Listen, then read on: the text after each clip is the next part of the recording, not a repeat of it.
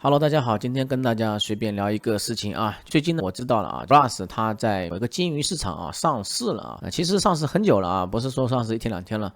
那我最近呢知道这个消息，我一直没空啊，所以说今天来看一下，跟大家分享一下啊。首先的话，上次呢我就讲过这个 Glass 啊，是一个网页挂机赚钱的一个分享吧。那个里面是关于 Web3 那个项目啊，也叫 Derpen 啊，我不知道这个念法是不是正确啊。那反正来说，这个项目原理呢，就这个 Glass 公司，它是比如说邀请你入驻，或者说邀请你的电脑上装一个插件，这个插件呢是给专门大公司去用来，它用你的 IP 去访问一些网站，比如说亚马逊、沃尔玛这种网站，去查看竞争对手的价格策略，然后以此作为参考啊。其实，在国外啊。这个调查问卷啊，都是挺能赚钱的啊。它本身这 Plus 的话，它在官网上宣传的话，它是说基本上的话，你能保证这个能赚$30一个月啊。我觉得能赚$30一个月的话，挺不错了啊。虽然说不是一个大钱，但是呢，你可以批量搞嘛。上次也有人在评论里面说，这个有什么好搞的，$30给别人做肉鸡啊。其实你要想，它的插件不是exe 程序啊，不是一个木马啊，它的程序是挂在谷歌浏览器里面的啊，它的过去权限还是比较低的，只能说是访问一些网页啊。就算你要说它会不会拿去注册什么东西啊，我觉得不太可能啊，很难啊，除非这种刷数据包啊，那也太麻烦了啊。那简单的说吧，我现在都是4.82兆啊，400多万积分啊，我已经很久了啊，大家看一下啊，大家可以看到啊，我现在挂的有2个 IP 啊。2个连接的，是不是啊？那3个是不连接的。其实呢，起初呢，我有2台服务器嘛，上次也在我的视频教程里面也有说过啊，2台服务器。曾经还有一个人问我，你这是用什么服务器的？因为他用了很多云主机，没有一个行的啊。他还甚至找了华为的人啊帮他搞啊，都不行啊。因为他只认这个居民 IP， 不认这种商业 IP 啊。居民 IP 的是更有代表性的啊，因为现在这种网站啊，这种 IP 数据库是非常发达的，是完全能识别你的是居民 IP 还是商业 IP 的啊。所以说居民 IP 才是有价值的。那比如说你看我中国 IP 吧，它的网络是有得分率的，比如说75%啊。那之前的话，美国的话，它是被错误的认为这个原本是云主机的 IP， 但错误的认为它是个居民 IP， 所以说我当时得分是很高的，90%左右吧。那其实我有2、3台啊，有一台是挂掉了啊，不行了，就是0%了。你看这台虽然说录的啊，连接还是连接的，在线的率都107天了，但是还是0%啊，是因为原本是可以的，现在不可以了啊。但是我还懒得去把它关闭啊。那怎么弄呢？其实那些服务器还是 Linux 系统的，曾经我也做过一个视频。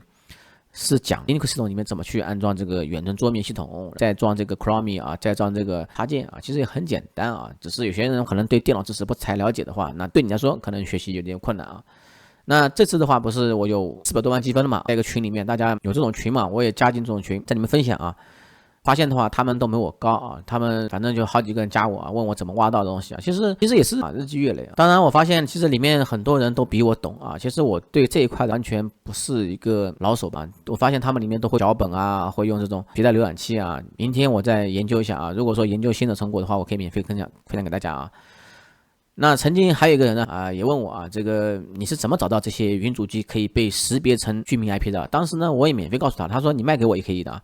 我说免费告诉你好了，你通过我的链接过去注册，我大概能拿个1块或2块美元啊，这样的话我也省事啊，不用你找我买了，我懒得帮你配置啊。但是你要自己懂啊。最后呢，其实呢这个方法也不行啊，因为什么？你去买了之后呢，你有风险啊。什么风险呢？就是你买了之后发现你用不了，明白吧？不是说这个服务器不行，是这个 IP 会被识别成0%，这个是才最大的风险啊。所以说这也是为什么我也不敢去卖给他啊。那如果说他问我买的话，给我呢一台能赚100块钱，但是呢。卖给他的时候呢，他说网络得分是0，对他说不是没用嘛？那等于说这个没有任何意义，是不是啊？还是会纠纷，所以说我最后没有卖给他，我只是告诉他哪里去买的。当然的话，肯定网上还是有这种漏网之鱼啊，有些 IP 明明是云主机的 VPS 的 IP， 但是会被识别成居民 IP， 那这种就是网络这种漏网之鱼嘛。好，关于交易，我也是在他们群里面说的啊，这个游戏金鱼市场我现在搞懂了啊，我今天还特别研究了一下啊，看了一些视频。简单来说吧，金鱼市场的话，就 Plus 这个公司吧，它没有发币，现在还没发币，它现在只有积分，等积分多的时候呢，到时候再转换成币啊，再上市，就这个过程。但在发币之前呢，就有积分嘛，这积分的定价应该是大家互相估值的。那比如说目前来说的是，你看这个人挂的价格是65K 是65000积分是卖$95啊。那这边上15万啊，大概的你可以看到啊，有1000，比如这个是100万的啊，100万是1800多美金，那你看我400万的啊，400万的话，我大概是要18乘以4了啊，能个7200多美金，但是价格不一样啊，它随时还接的啊，而且呢，这种情况呢，它是什么？金鱼市场呢是这样子的，因为很有可能人违约啊，他要担保，比如说你个啊，我卖这个价格，我交$10啊，对等价格交进去啊，价值多少钱就交多少钱。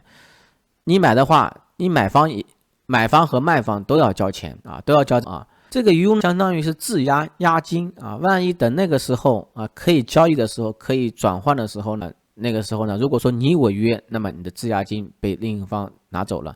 就好像类似于期货合同的概念啊，大家应该明白这个概念啊，两方都要质押。